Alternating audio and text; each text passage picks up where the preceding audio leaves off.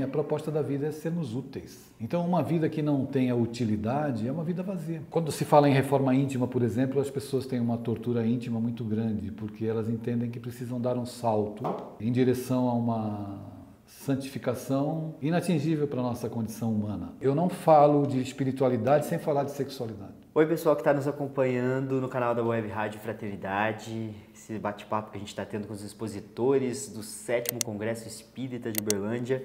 Agora eu recebo Adeilson Salles.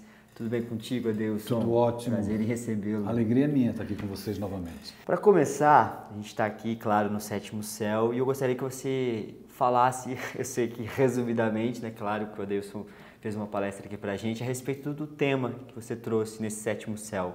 Quem quiser ser o maior, que seja o menor entre os servos. Pois é.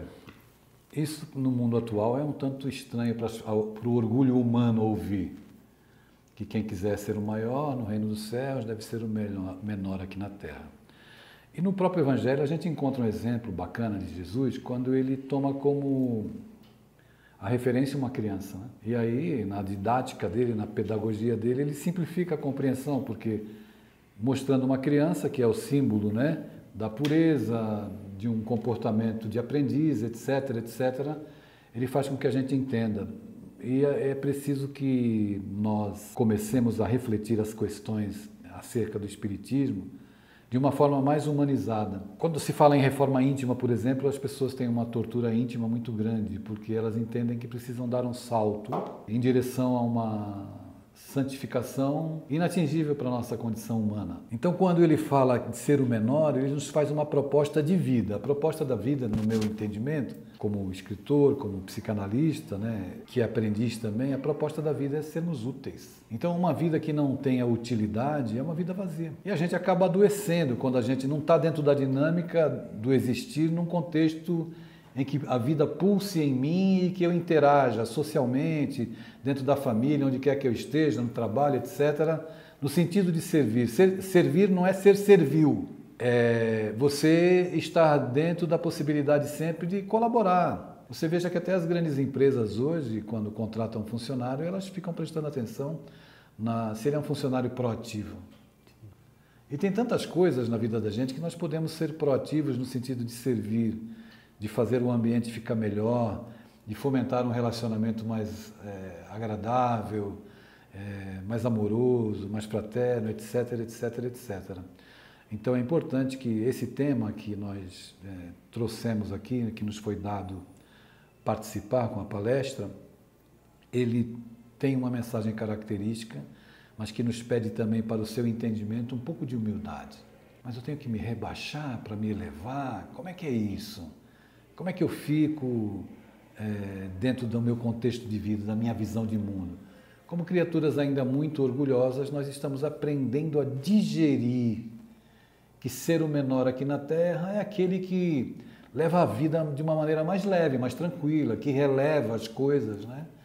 Que a gente está aqui num universo de neuróticos, né? Todos nós carregamos as nossas neuroses e é justamente deixar de lado, e deixando de lado sem se anular. Ah, eu tenho que deixar de ter opinião? Não, você não precisa. Claro que você tem que ter opinião. E é importante você se manifestar. Mas se rebaixar, conforme pede o Evangelho, é ter um entendimento mais amplo, mais empático, para que a gente tenha uma vida mais feliz. Muito interessante, inclusive, até mesmo para a próxima pergunta que eu vou te fazer. Você tem uma ligação muito forte com o público jovem e infantil. E essa perspectiva que você trouxe na palestra também é algo que você aborda nos seus livros, né? Sim. Eu gostaria que você falasse como é que estão essas várias obras ligadas a esse público, como é que é escrever temas espíritas para esse público? Você sabe que escrever é sempre prazeroso para mim. Mas depois que eu comecei a trabalhar como psicanalista, eu tive a possibilidade de mergulhar de maneira mais profunda no universo de angústias desse público tão especial. Então, isso me felicita, ao mesmo tempo que traz uma demanda de responsabilidade muito grande, que é onde eu vou, eles me procuram e veem em mim alguém que eles podem conversar, desabafar, sobre todos os seus conflitos. Então, eu tenho procurado focar o meu trabalho, mesmo dentro do meio espírita, e eu não consigo ver o trabalho dentro do meio espírita que não seja um trabalho de humanização. Eu nunca tenho na minha fala um discurso que seja longe da vida do adolescente. Talvez esteja aí o segredo deles gostarem de mim e quererem falar comigo, porque eu aproximo daquilo, daquelas angústias cotidianas, da dificuldade de se relacionar com o pai, da dificuldade muitas vezes de aceitar a própria sexualidade, de entender essas demandas do mundo, esses modelos que o mundo está propondo e que cada vez mais fazem com que o jovem se afaste da sua própria essência ou tenha dificuldade de viver quem ele é. Na maior parte das vezes, até com os pacientes mesmo, garotos e garotas, eles estão procurando atender um modelo do mundo, deixando e se abandonando, perdendo a sua essência, a sua originalidade. E o nosso trabalho tem essa preocupação em dizer para o jovem que ele tem uma beleza característica que é própria dele, sendo ele quem ele é, com a diversidade que ele apresente em qualquer instância da vida. Creio isso ser determinante para ter um discurso que leve uma fala para ajudá-los a serem mais saudáveis emocionalmente, psicologicamente. Então eu não falo de espiritualidade sem falar de sexualidade, porque eles não existem do pescoço para cima.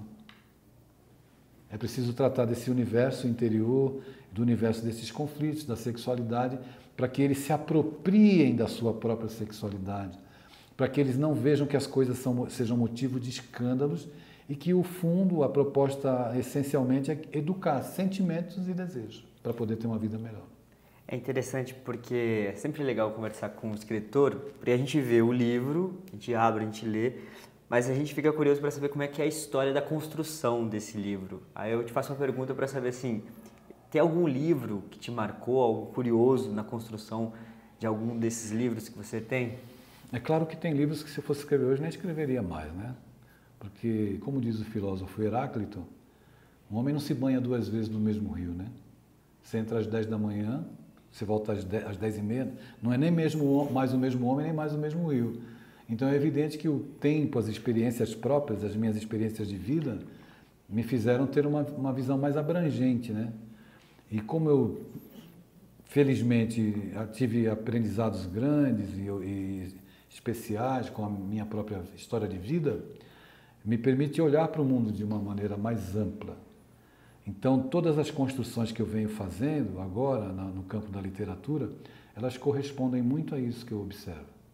O universo cotidiano dos adolescentes, das suas dores, das crianças e dos próprios adultos para os quais eu estou escrevendo.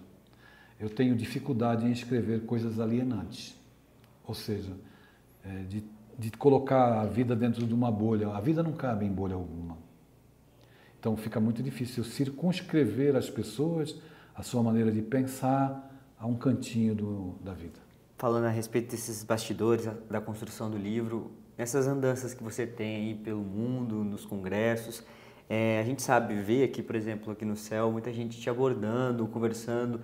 E eu gostaria que você falasse assim, se alguma dessas histórias de pessoas que te procuraram, a gente sabe que muitas das vezes falando Sim. que você salvou a vida delas Sim, através de um livro, verdade. algo te marcou assim, alguma história que você poderia contar para a gente? Tem muitas coisas, né? Muitos eventos que me fizeram até produzir livros, mas tem uma história curiosa que se passou numa escola, em que eu fui fazer uma palestra para crianças em uma escola e percebi dentro daquele universo de crianças que estavam à minha frente a diversidade das famílias nos tempos de hoje.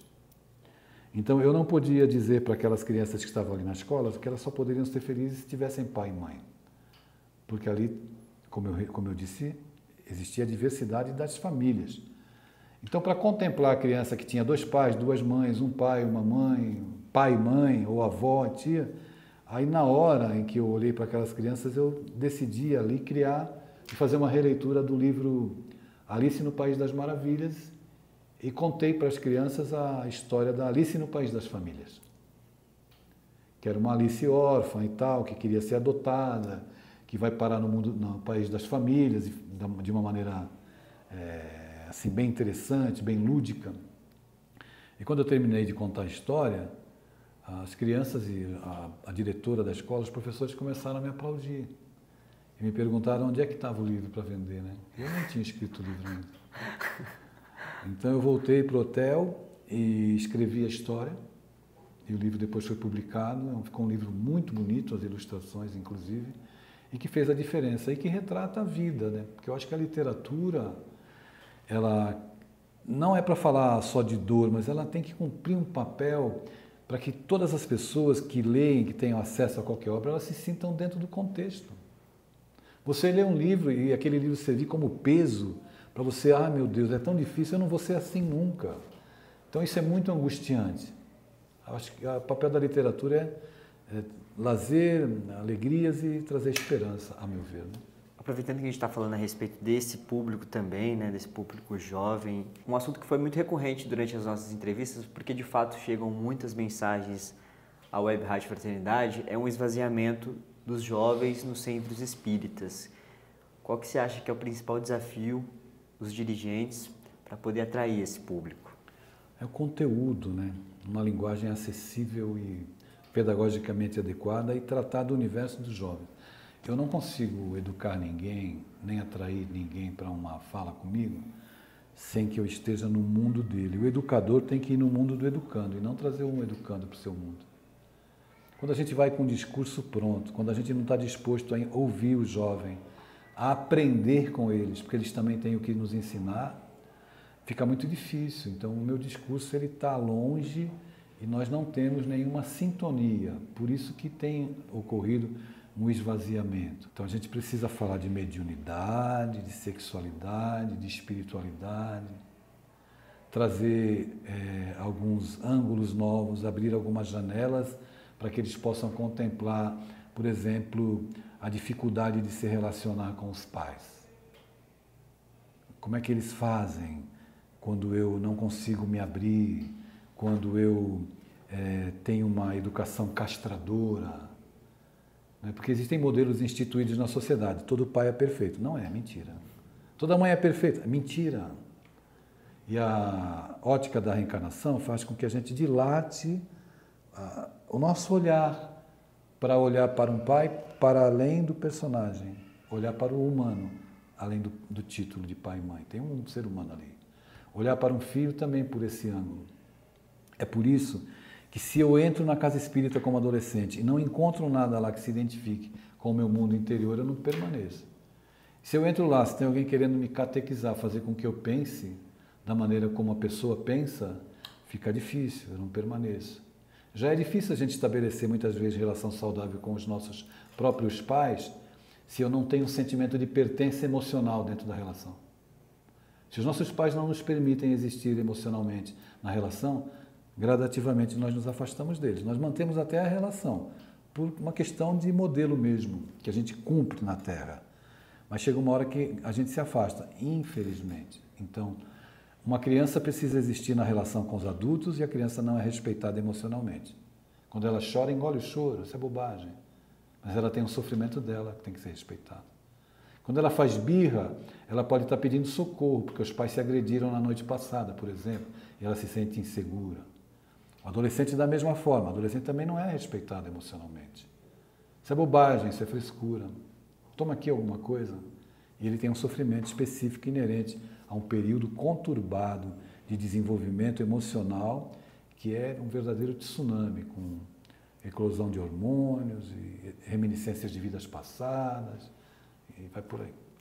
Aproveitando que a gente está falando sobre isso, qual o recado que você deixaria para os pais, para as mães que estão nos assistindo, que estão nos ouvindo? Você sabe que não dá para ter fórmula, né, em educação. Educar a gente aprende educando, atendendo à demanda. Se você tem mais de um filho dentro de casa, você não pode educar da mesma forma. Você vai errar com os dois. Existem demandas diferentes porque são espíritos diferentes. Então, o importante no processo educativo, já que nós não temos fórmulas, né?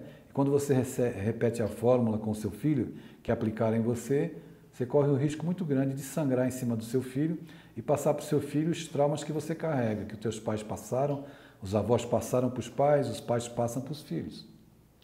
É interessante isso, porque a gente pensa que os pais só passam virtudes. Não, eles passam traumas também.